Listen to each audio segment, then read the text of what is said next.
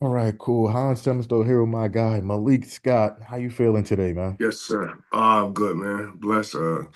Here in the UK, spending some time with my in-laws, and it's holidays, and doing some tutorials, and also training some young and up-and-coming fighters over here. And I'll be heading back to the States pretty soon, in the next few days.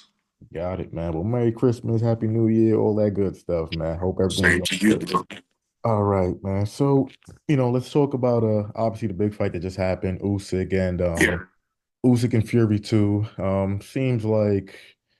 Seems like Usyk has his number and pretty much everybody else's number. So, and instead of really asking you about the fight, um, I wanted to ask you, do you consider Usyk an all-time great heavyweight right now? And like, where would you put him in the top 10, top 20, top 15, top five? Where would you kind of put him? Well, you have to. If we talk about what he's done from day one in boxing, then you would have to put him in the highs of the elite and the greats because name something that a man can do in boxing accomplishment wise that he hasn't done. Name a title that one can have in boxing that he hasn't had. Mm, Name an Olympic medal that one can win that he didn't win. So to go against that is like almost just trying to go against the quote unquote, um, um, it's just trying to go against anything that is besides right. Does he has loopholes in his game? Absolutely, like every other fighter. But is he extremely dedicated? Has he been breaking these big dudes down like nobody has ever? Absolutely, absolutely. And the other night it was a classic. It wasn't just a classic performance he put on. I actually thought Fury did very well. He just didn't do enough to me to win the fight. mm. When you look at Usyk, I mean, I think everybody has him as like an all-time great fighter. But like I remember I Yeah. just saw Tim Bradley just said that, he's not like an all-time great heavyweight because he only has about I think he has about seven fights. I mean, six out of those seven are really great wins though. But would you put him Yes. like in the top 10-ish, like with like guys like Muhammad Ali, Lennox Lewis, stuff like that, or you gotta put him a little lower? He would definitely go under them thus far. But Mhm. he would definitely go, especially under them too. He'll definitely go under them. He'll go under the Larry Holmes. He'll go under like the guys that's been legends way before he was even in the heavyweight division. But he has a fight, or anybody that's pro Usyk, they have a strong stance in saying, well, those guys never did what he did. Mhm. He's a smaller man and came from a lower weight class and actually have accomplished what them guys have already accomplished. And right now, um, it's very tough to see probably anybody beating them. And the reason I say that, especially these big guys, if they don't change their mind frame of this size thing, they won't beat them. If you think all you have to do is be big and you beat Alexander Usyk, you're sadly mistaken. And you're going to realize you're sadly mistaken once you get in the ring with him. I hate to say it, man. I mean, skills pay bills. It's about skills. Like Mhm. his whole system is about skills, and he has a hell of a morale behind those skills. It's the Yeah. spirit that's behind those skills as well. But it's almost like, man, uh, he's a shocker to those that don't know what they're looking at. But for those like myself that have had almost 8 to 11 training camps with him, I've been all over with him. Ukraine, USA, back to Ukraine, USA. I remember when they was cruiserweight champion and they was already plotting on the heavyweight division. They been had Joshua in their plans, bro. They been had Joshua in plans. Then already was talking about the him and the Fury fights, things like that. So they didn't just have a plan for him and his people for him to be cruiserweight champion. They had a plan for him to also be cruiserweight champion, undisputed heavyweight champion, and to defend the title because he's the only fighter that I know that's this accomplished that hasn't said anything about retiring yet. I don't know if that's an Americanized thing or is that a Ukrainian thing, but it's almost like the closer and closer, or the more and more um, American fighters, the more success they get, the more they start talking about retiring. Mhm. Like they asked him the other day, who else is he considered to fight? He's like, I got a whole lot more left. Daniel Dubois came up to him in the ring. He's not looking down at Daniel, saying, I already beat you, not just beat you, but I stopped you. He's like, okay, Turkey set the fight up. Mhm. And But just skill for skill, pound for pound, the way he mastered distance and he punched harder than he's given credit for, he's going to be very, very hard to beat. You have to keep, and that's my reality side talking, my very logical side. But then I also have another side where you can't forget the Martin Bacolis of the division that gave him hell in training camp. You can't forget the Martin Bacolis of the division, the big Zhangs of the division, that southpaw, that's big imposing guys. But this big imposing thing on him is a reason that these big guys is not just going in there imposing themselves. I truly believe it's because once they get in there, they dealing with the rhythm and they dealing with a style that they haven't seen yet. And I also believe a lot of these guys are not training for the long run in fights. These big guys, they have plans on wearing them down, and they come across like they're not even ready for the second half of the fight. When that's what Usyk trains for. Mm. His whole suffering in training camp is for the second half. He's in it for the marathon. You may have a couple rounds on him at the beginning. To me, Tony Bellew was doing an incredible job with him at the beginning. Um, Anthony Joshua was doing a good job with him at the beginning, tit for tat, power punch here, tit for tat. Tyson Fury, the first fight, hell of a job. But bro, he's in it for the long run. He want to see what kind of man you is from 6 through 12. Mm. And if you haven't been drilling in camp while you're tired, and you haven't been pushing yourself in camp while you're tired, your whole training camp have to be based around training doesn't start until I'm tired with him. Yeah. If you're facing the Usyk, because he doesn't get started until 6 through 12. And it's an onslaught that they never seen before. I mean, this dude is hitting guys with power shots from here, from here, from here, then moving his head. Like, and Fury did extremely well the other night, like extremely. You should see some of the nuances that I see and that I watch him do. I'm like, man, this big 280, 75 pound, whatever thing it was. I'm like, man, he was doing some good stuff, but it just wasn't enough. Fury did good quality work more than this fight. He wasn't as busy as he was the first fight. This fight, it was good quality work. He wasn't getting hit with the left hook as much because he had his right hand here. He was throwing his right hand straight down the middle a whole lot more. He was controlling Usyk a whole lot more with his lead hand and actually shutting his left side down. That side that Usyk liked to go to, Usyk, Fury was shutting that side down with the left hook. Even if it was at his guard, he was moving him over there to put him in line with the right hand. Fury didn't gas out. He wasn't looking all sloppy at the end. He fought a very good fight. But him fighting a very good fight, it goes to show how good Usyk is because even Fury fought a very good fight. I still felt that he lost. And I was fine with what was it, 116, 112? Yep, all three of them. Yeah, I was fine with that because a lot of those beginning rounds, they could have went either way. And they shouldn't just go to Fury because he Fury. No, it becomes very subjective at that time. Like, who think who won, who what judge. It depends on what you're looking at. But when it's concerning ring generalship, you have to count that. I thought they both did a good job at ring generalship. I thought the level of the pace was very high skilled and high level, technically wise, high level. And it's so much to gain from the fight for big men and mid-sized men that's in the heavyweight division. How to control a little man, how to stop a southpaw from getting his left hand off because Usyk couldn't get the left hook off as much. So, like a great champion, he adapted. He made all his shots to the body. He put the left straight down to the body, and he even put left hook, right hook down to the body. He wasn't doing that a lot the first fight. There's so many improvements that I've seen. I don't want to say improvements. There's so many adjustments that I've seen from both of them that they practice and they exercise in the rematch. And it was just a good night for boxing, man, and a very good night for the heavyweight division. Who who do you feel has the best chance with him? Before you say your answer, I'm gonna say I think it's Joseph Parker. I'm not really sure if he's gonna beat Daniel Dubois, but I think it's Joseph Parker. Who do you think? Do you think it's Parker? Do you think it's, your guy Deontay Wilder? What do you think? I think it's tough because Usyk know how to deal with guys that punch hard, but he doesn't know how to. I never seen him end with a concussive puncher. Besides the quote unquote cliche, all heavyweights can punch. That's true, but all heavyweights can't punch and get to a target quicker than Deontay. Now, So but let me pause you on that. That's go ahead. fair. But for the last few fights, man, Deontay ain't been pulling that trigger. Right. He ain't been throwing that jab. He ain't been even in his like past fights when he doesn't jab, he got no problem just letting that right hand I go. let go.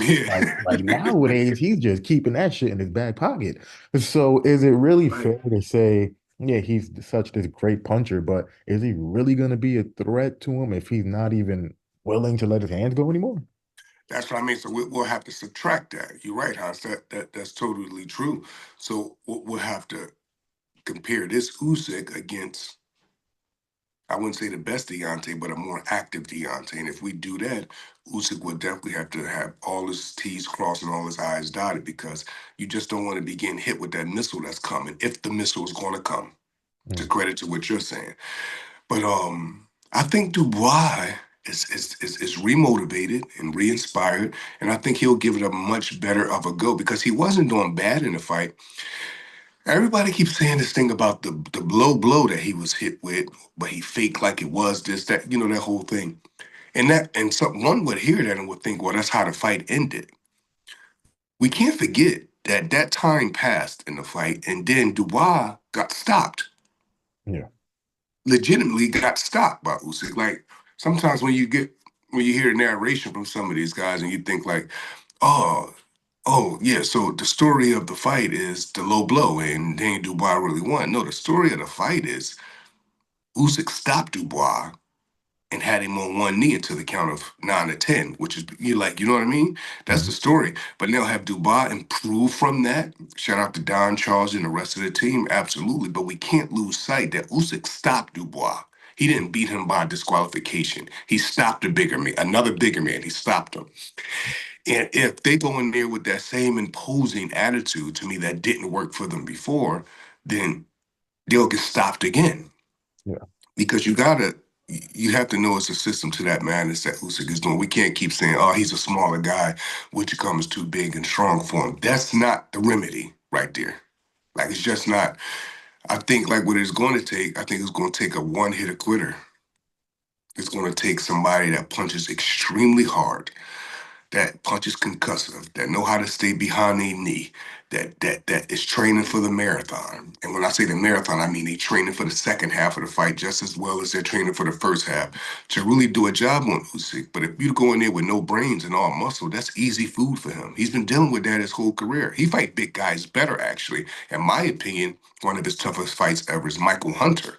And Michael Hunter is a smaller guy. Even when he fought Chaz Witherspoon, he beat Chaz convincingly, but it wasn't that much of impressive of a fight. Chisora is someone that's under you, was all over him. So this being big and imposing thing, that's not it. Even if you look at it stylistically wise, like it's just not it. Fury was able to make this thing competitive for the last two fights for him, not because he just was big, because he's an extremely good boxer. He has a high boxing IQ. That's why this fight was so special, these last two fights. It wasn't because Fury just was big. Like, you know what I mean? Fair enough. Very good point. Let me go to Deontay. Yes. Deontay, man. Deontay. Um, Yes. like what do we what do we make of Deontay at this point, man? Right.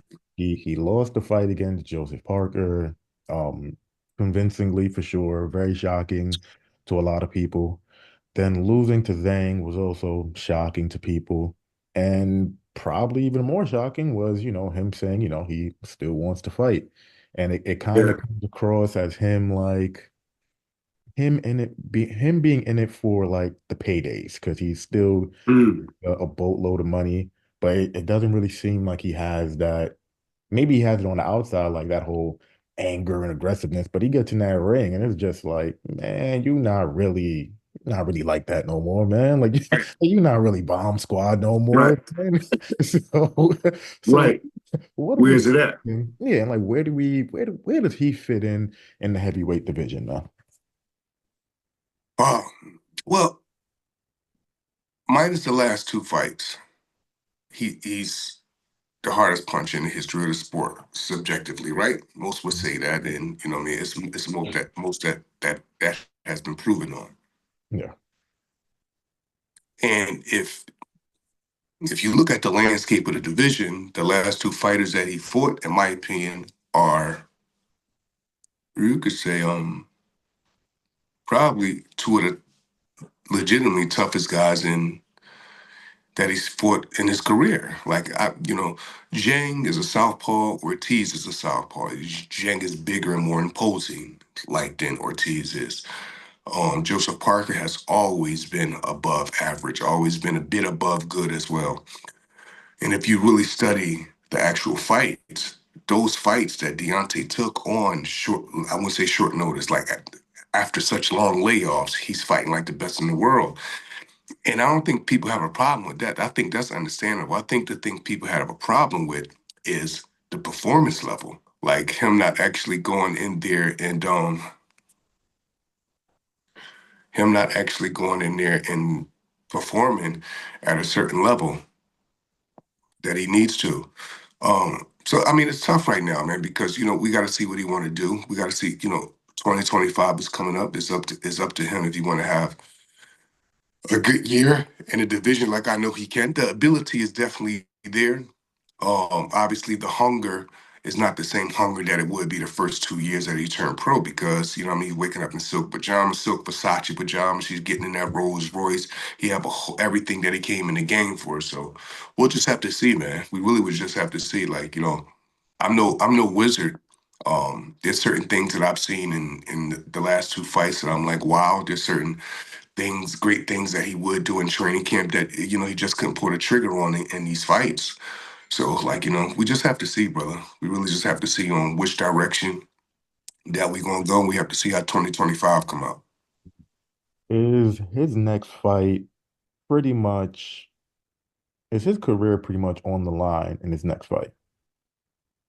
Yeah, I mean, I would say so. Second half of your career, coming off of two losses from two different opponents, I would absolutely, yes, definitely, definitely. Everything counts now at this time. Is it difficult for you to, because I mean, I know a lot of fighters, I know a lot of trainers, I'm around with guys all the time. Yeah, Like, I mean, there's never been a situation where I see like a trainer not cool with their fighter that they're working with, maybe like a little rift and stuff like that. But for the most part, they're yeah. pretty cool. But you and Deontay, I'll put you guys maybe in like the top 5 to 10 that I've seen in terms of like close relationship and Me whatever. too. Yes, yes. So is it difficult for you to just kind of watch him go out there and, lose the way he did to Zhang, lose the way he did to Parker, took some big shots in that one, got KO'd against Zhang. Are you getting to the point where you're just like, I'm gonna train you really hard for this fight, but if you don't win, I have to think about stepping away from you because it's not just that you're losing and you're getting knocked out, but it's also you're not listening. You're not doing Mhm. anything that I'm telling you to do, not even a little bit. So Yeah. is it getting to that point or you're not sure? Um, I wouldn't say that, and I probably wouldn't say that because of the relationship that me and Deontay have. This is someone that gave me an opportunity when no one wouldn't. This is someone that believed in me when no one wouldn't. And this is someone who trusted me with a very successful part, the most successful part, in my opinion, of his career. He chose me to be his head trainer and trust my knowledge and trust so much of me. So it's almost like, I mean, I just look at it like these things come with boxing, man. I couldn't predict that these last two fights would have ended up how they would have ended up. And then things is, considering those two fights, things is tough right now. And I'm the last person to consider, even consider walking away or even consider stepping away or consider anything like that from someone because I know how I feel to be in the ring. I know how I feel to give it your all and it just not work out. I know how I feel to try, but it seemed like you ain't trying. I know how I feel to listen, but it feel like you seem like you ain't listening. You just going against good opponents that's making you look something that you're not. So I don't know, and that's a tough one. But I will say, the relationship me and him have is one thing, but people got to keep this in mind. I came along in Deontay's career when he already had a draw with Fury. He just lost to Fury. I didn't come on and then, like, what I mean, these things start happening. Like, what I mean? I came on off of a loss. Most people would think that him and the Fury 2 fight was one-sided. I came on for Fury 3, and that's considered one of the best trilogies. And We fought Hellenius, who just knocked off and killed Adams' career 2 times in a row, and we iced him in 1 round. So it's just ups and downs that as a trainer, as a head coach, I'm willing to go through with a fighter, especially a fighter like Deontay, who went against the odds and chose me as his trainer and believed in me and believed in my knowledge. Things that can go our way in the last 2 fights, but depending on what he want to do, things can go our way if he really want to do it. And if he really want to do it, I'm always be here for him. And if not, then God bless him. If he want to stop or whatever it is he want to do, like I'm always be with him with that too. So it's all good, man. Who is, because at this point, Deontay, I mean, he was always considered, at one point, he was probably the best heavyweight in the world. Yeah, Between him and Joshua, he was definitely no less than number two when he was at his peak. Lost the fights to Fury. People probably viewed him as like either the third or the fifth best, somewhere around there. Lost those two fights. People probably got him like somewhere in the top 25 now. So yeah. like realistically, who the fighter that you guys or maybe you would be willing to target and be like, okay, we probably can't get like the really, really big names, but if we can get this guy, if we can knock this guy off, and it's probably really only going to take one fight for Deontay to like be back in the mix. Like, who is that guy? But you're just like, okay, let's fight this guy, let's knock him off, and we're back in the mix. A credible name. Um, who's out there, man? I could throw a few out at you. You have the loser of Bacoli versus Ajit Caballero. You have Jared Anderson. You have Big Baby Miller. That one might be like my personal favorite, Big Baby Miller. Hmm. They got a history. Yeah, maybe an Andy Ruiz, even though he's coming off the draw, but it really looked like he lost that fight against Big Baby Miller. But yeah, like, are any of those guys appealing? Maybe a Derek Chisora even. Yeah. What do you think?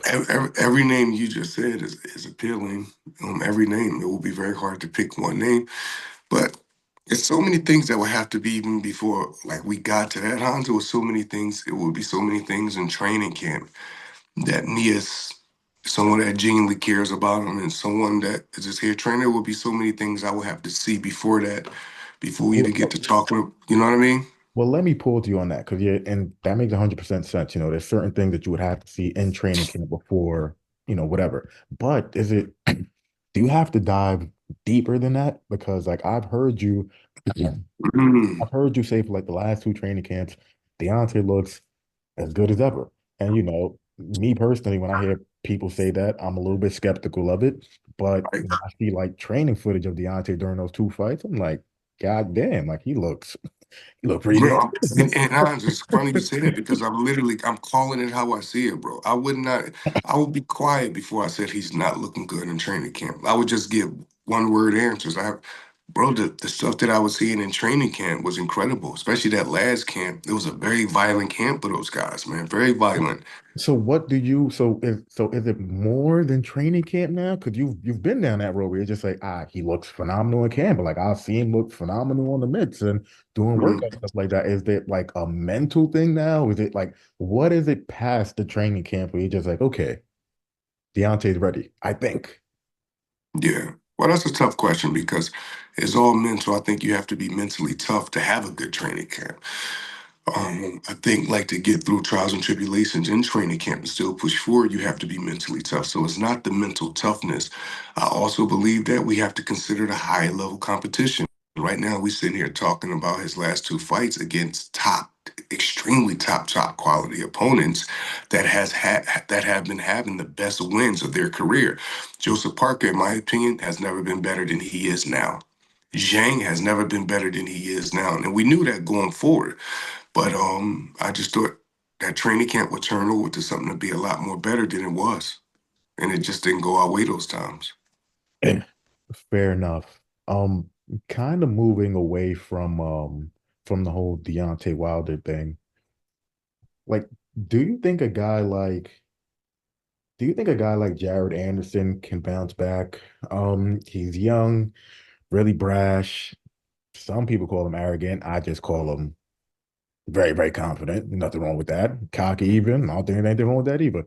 Like, do you think he could bounce back from that type of beating that he took from Bacoli, Oh, Jared Anderson? Do you think he could bounce back from that type of beating you took from him, or is it kind of hard to say?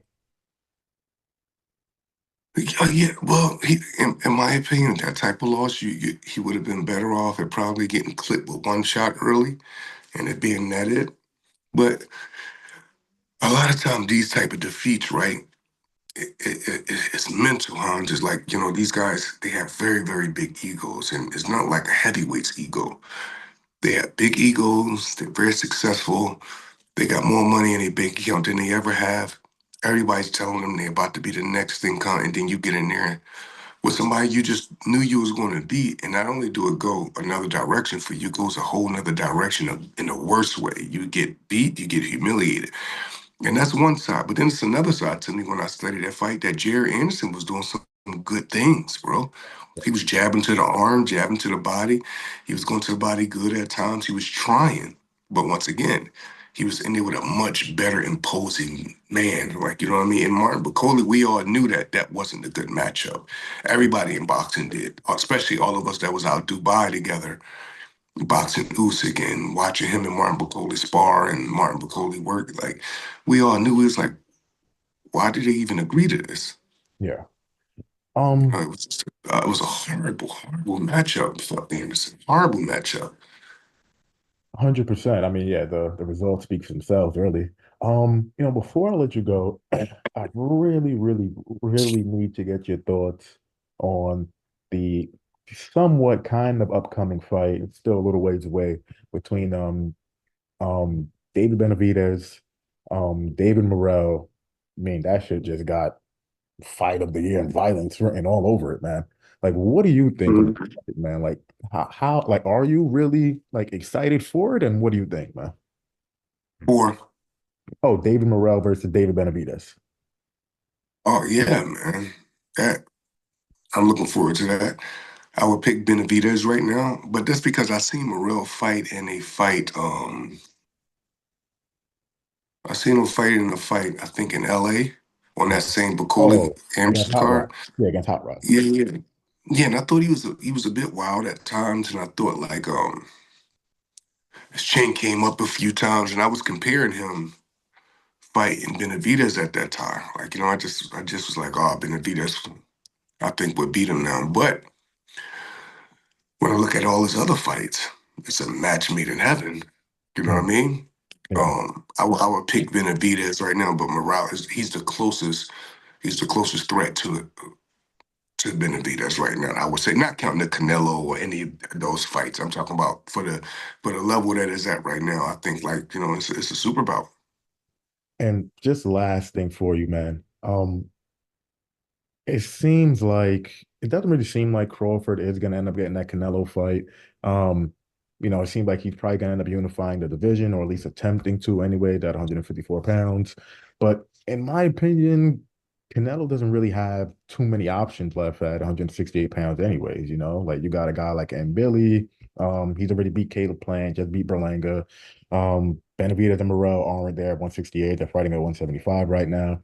Do you think, and just looking at everybody, that actually Crawford is his toughest fight out of anybody there against anybody It's there? who's toughest fight? Canelo's toughest fight at 168 pounds, even though he's a much smaller guy, but the competition up there probably really isn't the toughest right now, you It's know? not. No, it's not. In my opinion, it's not. I would say, but then uh, mm, if you had to pick an opponent for Canelo right now that would quench your thirst, who would it be? I mean, if the check clears, send me the contract. If the check clears, Right. man. But it'd probably be Crawford though. Me too. Hmm. That's what I would go with. Yeah, that's what I would go with. And 70, I'd say 70-30 for Crawford on that. Like Crawford's like favoring Crawford? Yeah.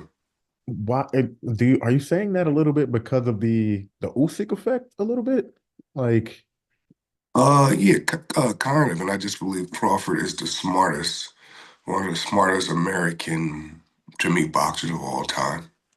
so that And you want power. to I just look at it like, as gifted as Crawford is, he have enough humility to have wrestling in his system. I Mm. have no clue why people are so far behind, bro. So far behind, man. But I would say Crawford, and I would say most people when they get in the inside with Canelo, he becomes very inferior to them. Um, that would not be the case with Crawford. Crawford is one of the most physical boxers of all time, in my opinion, of all time, not just this time.